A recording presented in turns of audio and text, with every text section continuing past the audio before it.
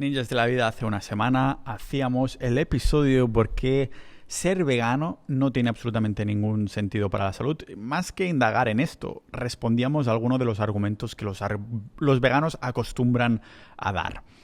Y os prometí que haríamos uno similar de los argumentos del medio ambiente, ¿no? Porque cuando ven los veganos que no tiene sentido ser vegano para la salud, entonces dicen, pues para el medio ambiente, lo hago por el medio ambiente. Y cuando después les das argumentos también fundados con datos, pasan al tema de la ética, que es más objetivo. También tocaremos el tema de la ética y esta pseudo-objetividad. Pero hoy vamos a centrarnos en los del medio ambiente, que sé que os gustan, porque hay mucho rollo, ¿no? De que si efecto invernadero, que si la carne contamina más que los monocultivos y todas estas cosas. Lógicamente, como digo, en la ética es subjetivo, pero en el tema del medio ambiente, al igual que el de la salud, tenemos datos. Tenemos datos que la gente no se digna a comprobar. Te dicen, el 80% de lo que comen las vacas, el ganado industrial, es algo que se podrían comer los humanos. Pregúntale, ¿de dónde has sacado estos datos? Simplemente es algo que se va pasando por ahí. Así que hoy vamos a desmontar más falacias centradas en el medio ambiente. ¿Por qué no tiene sentido ser vegano tampoco? Ni por la salud, ya le hemos dicho que no, ni por el medio ambiente. Y semana que viene tocaremos el tema de la ética. Hoy empezamos con el medio ambiente aquí en el podcast multipotencial de Pau Ninja.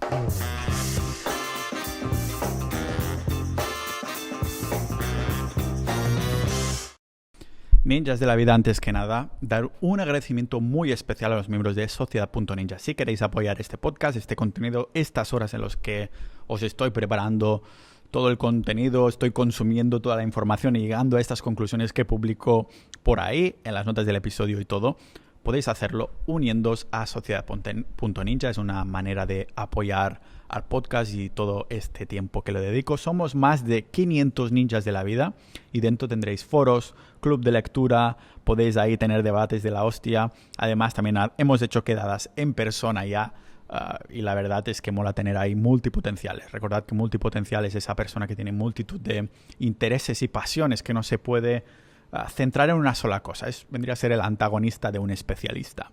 Somos los que nos molan muchísimos temas y por esto este podcast va de tantísimos temas, porque no podría hacer 1 o 1000 podcasts de los temas que me interesan. Por lo tanto, el podcast es multipotencial. Hablo de lo que me dé la gana, lo que a mí me interesa y creo que es importante. Tan importante como que te unas a Sociedad.ninja para apoyar por menos de lo que cuesta una cerveza al mes en Dinamarca.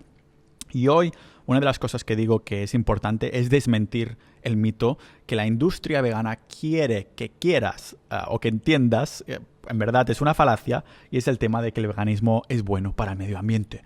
Que no seremos demasiadas personas y todo el mundo debería adoptar una dieta vegana para que el medio ambiente se regenere, bla, bla, bla. Tonterías. Vamos hoy a responder los argumentos veganos de esta categoría. El argumento vegano que se empieza diciendo es: tener ganado es muy contaminante y manda muchos gases y emisiones a la atmósfera. Contamina de la hostia esto de la carne.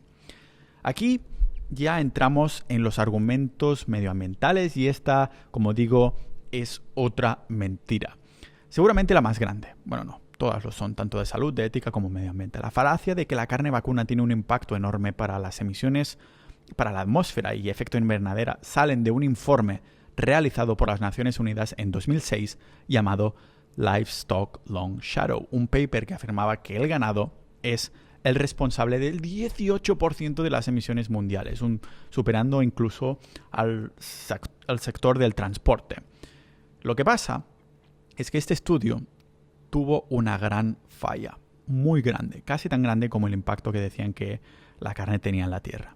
Y es que lo que hicieron fue comparar las emisiones del ciclo de vida del ganado con lo que contaminaba directamente el sector del transporte. Directamente significa de los tubos de escape.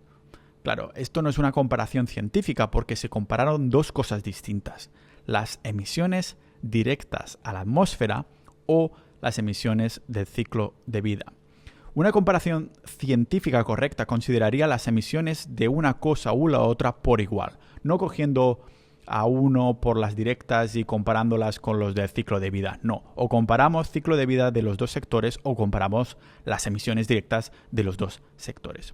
Fijaros que los autores de este estudio se dieron cuenta del error y una vez ya lo habían publicado y se retractaron. Pero por desgracia, la cifra, el 18%, sigue siendo una creencia popular con cero bases científicas. Por culpa de esto, se popularizó eso de la ganadería es el sector que más contamina. Falso. Y para cerrar este argumento, decir que un análisis de ciclo completo del sector del transporte nunca se ha hecho. Lo único que tenemos son datos de emisiones directas, que por cierto dictan que las emisiones directas de la ganadería a la capa de ozono es de un 5% mundialmente. Esto contando la ganadería industrial, imaginad la de pasto, muchísimo menos. Ojalá erradicáramos la ganadería industrial y pasáramos a comer solo carne de pasto. El tema es que dicen aquí los veganos, el argumento vegano es que aunque la ganadería contaminase menos de lo que se dice, una dieta vegana es mejor para el medio ambiente y tiene un menor impacto en la tierra. La respuesta es que se depleta el suelo en cada cosecha. No sería factible que todo el mundo se hiciera vegano. Y este argumento, el de que el impacto que tiene la dieta vegana y que la ganadería, aunque contaminase menos, sería peor igualmente que una dieta vegana, es totalmente falso. La mayoría de las emisiones de gases de efecto invernadero de la agricultura vienen por la pérdida de carbono del suelo. ¿Y cuál es la causante? Pues cada maldita cosecha que hacemos en monocultivos, la pérdida de nutrición del suelo que provoca desertificación. No lo digo yo, lo dice la FAO, la Organización de las Naciones Unidas para la Alimentación. Si la desertificación es lo que está causando más contaminación, esto significa que restaurar el suelo es clave para abordar el cambio climático y que el suelo contiene 4 veces el carbono de los árboles y 3 veces más que la atmósfera mismo. Necesitamos devolver 700 gigatoneladas de carbono al suelo si queremos tener alguna esperanza de revertir el cambio climático. ¿Y cuál es la única forma eficaz de generar carbono en el suelo? Pues con los animales de pasto, con la llamada agricultura regenerativa, que es básicamente tener animales comiendo césped, pastando, defecando y meando por ahí, lo que nutre al suelo, vamos. Matamos no 2, sino 3 pájaros de un tiro. Carne saludablemente nutritiva, ética y regeneración del medio ambiente. Fijaros que un estudio de la NASA en 2018 llegó a la conclusión de que la mayoría de fuentes, las mayores fuentes que mandaban metano a la atmósfera eran atribuidas a la agricultura. En especial se destacaba, el uso de combustibles fósiles, que no sorprende a nadie, la tala de árboles para hacer monocultivos y el cultivo de arroz como tal.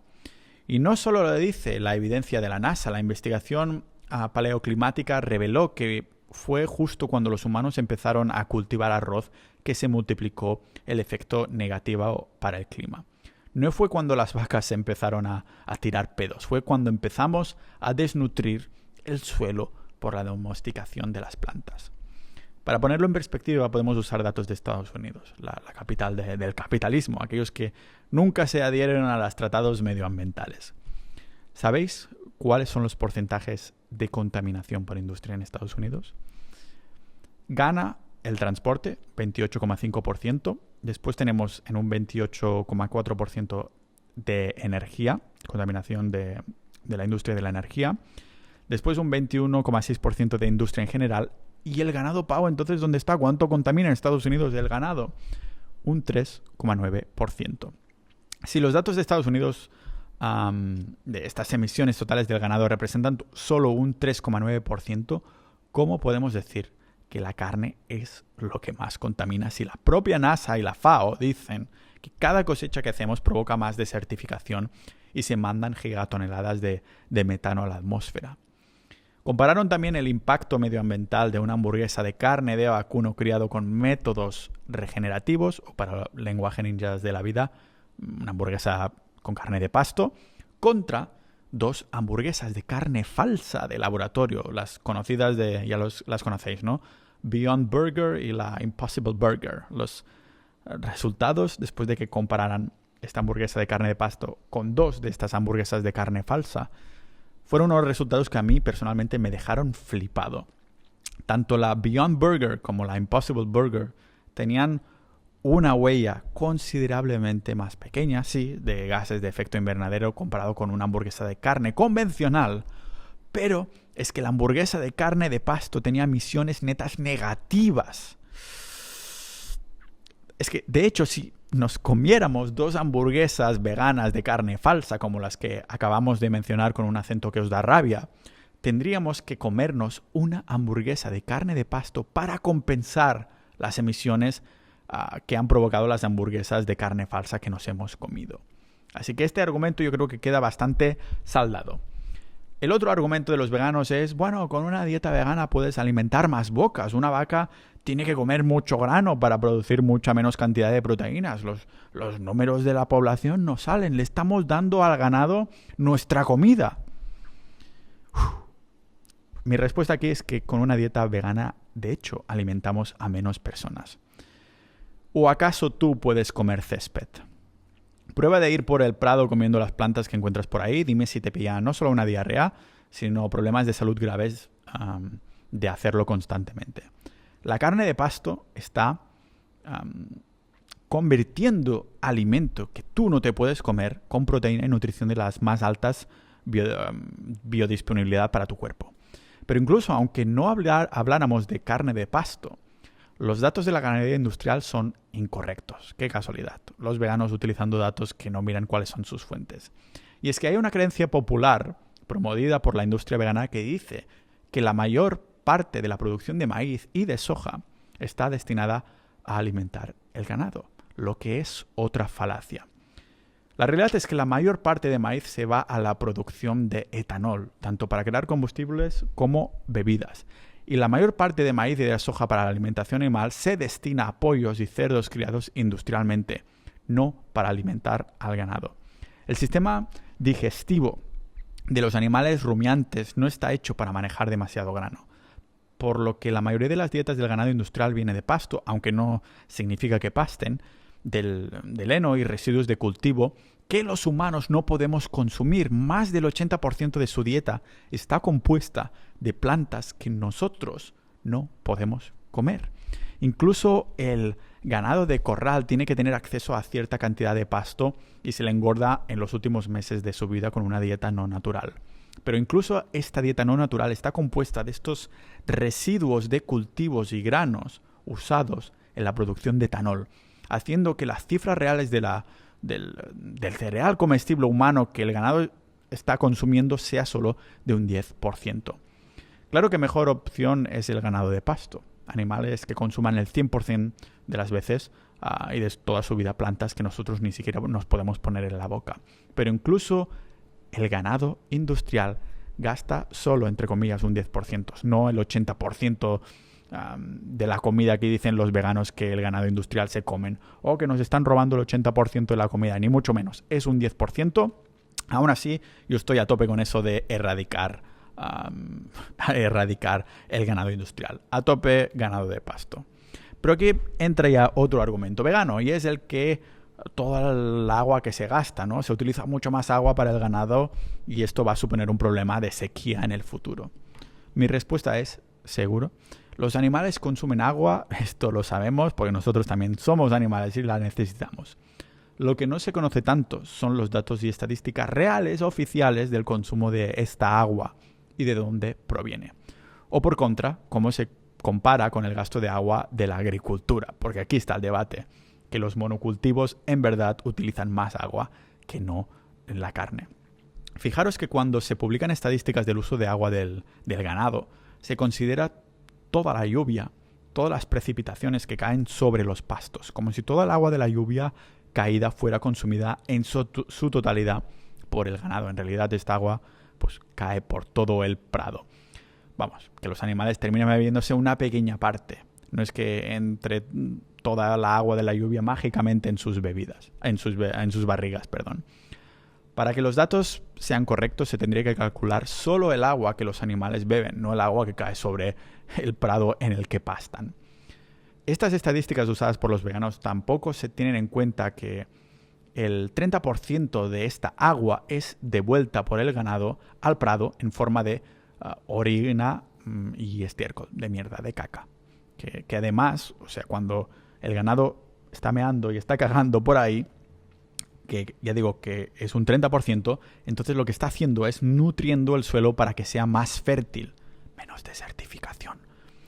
Y cuando hacemos el cálculo apropiado del agua y no manipulado, vemos que se necesitan 1060 litros de agua para producir medio kilo de carne convencional, de la industrial, la carne mala. Es mucha agua, 1000 y pico litros de agua, ¿vale? Para solo medio kilo.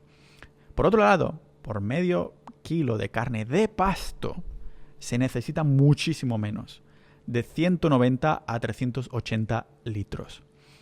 Suena mucho, ¿no? Igualmente, 190 a 380 litros de agua para crear medio kilo de carne de pasto, pero no os parecerá tanto cuando os diga que para crear la misma cantidad de arroz se necesitan 1552 litros de agua, una cantidad similar a lo que el trigo necesita y también las nueces, el azúcar y los aguacates. Así es, ninjas de la vida, los monocultivos están gastando mucho más agua que la carne de pasto. Y de hecho incluso que la carne industrial. Y esto sin contar a que nos nutre muchísimo menos consumir vegetales.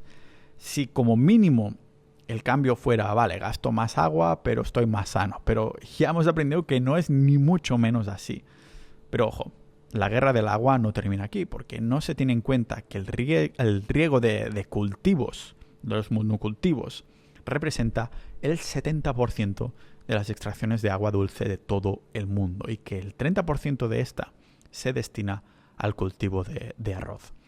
Con datos oficiales de Aquastat, de la Organización de las Naciones Unidas para la Agricultura y la Alimentación, nos dicen que para 2050 alimentar toda la población humana ya de 9 millones, ojalá 9.000 millones, 9 billion, como dirían en inglés, requerirá aumentar en un 50% la producción agrícola y un aumento de un 15% de las extracciones de agua. No sé si os suena esto a algo sano para el planeta. Yo creo que no. En cambio, los animales de pasto de la agricultura regenerativa aumentan la retención y filtración de agua. Y esto se ve claramente en las praderas de las Rocky Mountains en América del Norte, donde el acuífero de Ogallala se está agotando para y por regar los cultivos. Así que el argumento de que la carne gasta más agua, totalmente una falacia. Son los monocultivos, son los vegetales que requieren muchísima más agua. Otro argumento vegano es que y toda esa pradera y espacio que usan los animales, tanto de ganadería industrial como de pasto especialmente, necesitamos espacio para los humanos o para los cultivos. A ver, en el aumento de agua acabamos de decir que para 2050 necesitaríamos aumentar la producción agrícola en un 50% mínimo. Y en los otros argumentos acabamos de ver que es precisamente los monocultivos, provocando desertificación, que causan montones de emisiones a la atmósfera. Entonces, ¿para qué quieres poner más cultivos si ya hemos visto que es la principal causa del cambio climático por la desertificación del suelo que provoca? Claro que una vaca tomará mucho espacio si vive totalmente libre, como debería estar, pero ¿cuánto tiempo tardas en comerte 500 kilos de carne? Porque esto es lo que pesa una vaca de pasto, aunque menos que una vaca engordada a propósito y con ética dudosa, es mucho más nutricional. Y aquí os recomendaría, que voy a poner las notas del episodio, uno de los mejores documentales y libros que se han hecho de este tema es el que se llama Secret Cow, que está muy bien documentado y habla precisamente de por qué deberíamos pasarnos todos a la carne de pasto, y algunos de estos datos de los que estoy usando en este argumento lo he sacado de este libro y documental que por desgracia ahora solo está en inglés. Pero sí, se argumenta que hay espacio de sobras para criar a todo el ganado de pasto que necesitamos en este documental y libro. Consideremos que el que es alimentado con grano no tiene sobrepeso artificial y también que estas buenas prácticas de pasto regenerativo no se aplican a nivel global. De hecho, los prados solo están al 30% de su capacidad porque la carne de pasto permite tasas de producción más altas. Y los veganos no entienden o no quieren entender que esta práctica de agricultura regenerativa agrega más tierras disponibles para pastar. El cultivo de pasto que utiliza el ganado para pastar ahí los residuos de los cultivos después de cosechar, ¿vale? Esto significa que no hacen falta ni herbicidas ni fertilizantes y además agrega estiércol al suelo, lo nutre. Añadir que además del 60 al 70% de todas las tierras agrícolas del planeta son adecuadas para pastar, no para el cultivo. Y encima, la que es apta para cultivar, para ser cultivada, 1/3 está degradada, desnutrida por tanta cosecha sin el abono de la naturaleza, la orina y el estiércol de los rumiantes, ¿vale? Las tierras de Alan Savory incrementaron en un 400% de nutrición del suelo desde que puso animales rumiantes, la agricultura regenerativa.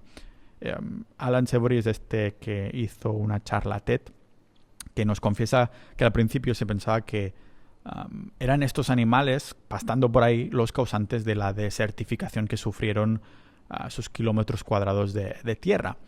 Y era todo lo contrario. Y quiero cerrar este punto con el tema de la pobreza. Algunas áreas geográficas del mundo simplemente no tienen tierra de cultivo de alta calidad y solo tienen tierras aptas de pasto y cría de animales. Si todo el mundo se volviera vegano, significaría que estas poblaciones dependerían de la importación de alimentos y se volverían aún más pobres. Así que es ético quitar la soberanía alimentaria. Así que nada, este era otro argumento del robo del suelo supuesto que hace la carne. En verdad ya vemos que no es así. Si queréis dar soporte al podcast, ya sabéis que podéis ir a sociedad.ninja, la comunidad de podcast, del podcast, sí, con más de 500 miembros ninjas de la vida que hablamos de todo tipo de temas. Lógicamente tenemos el canal en los foros de carnismo y demás, por menos de lo que cuesta una cerveza en Holanda al mes. Podéis dar soporte y entrar en debates conmigo y con el resto de miembros. Nos vemos ahí y en el próximo episodio de este podcast multipotencial de Pau Ninja.